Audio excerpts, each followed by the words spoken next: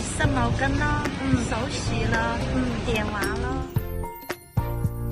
你得5個 step 嘅啫，就係開機，然之後黐上呢個電極片，然之後 AD 會自動分析呢個心率啦，然之後你就撳呢個 AD 嘅指示，佢就會去點擊。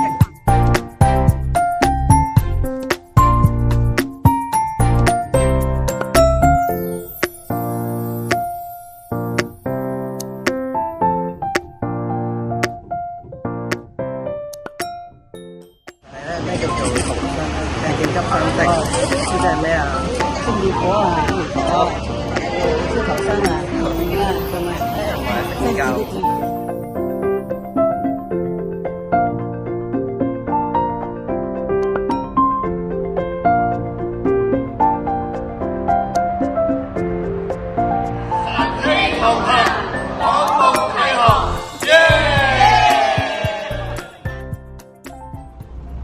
晨曦青年動力喺將軍澳區派發過嚟活動，你有啲咩感想啊？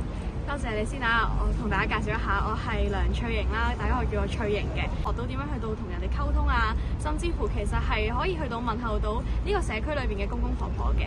咁我最印象深刻嘅咧，就係有一位94歲嘅婆婆咧，佢揾我傾偈啊，我拍日曆嘅時候，佢就話其實好開心見到你哋㗎，因為咧喺呢個社區裏邊咧，本身就好似比較多一啲嘅老年人，但係咧你哋喺度咧就好似一片活力咁樣啦。咁所以其實我又覺得成件事係非常之有意義嘅。介紹下我自己就係叫仙慧莉啦，你可以叫我莉莉嘅。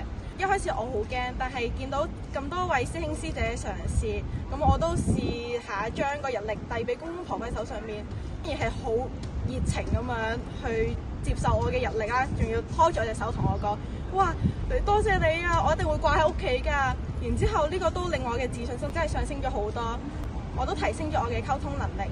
因為咧，喺將呢個日曆咧遞俾佢哋嘅手上面嘅時候，我學識咗好多消防嘅知識同埋溝通嘅技能。大家好，我叫張喜朗。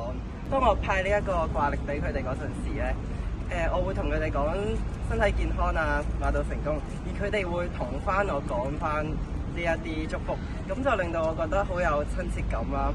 同埋，當我真係同佢哋溝通嗰陣時咧，其實係令到我更加自信，有呢個嘅成功感嘅，所以我真係好開心可以參加到呢個活動。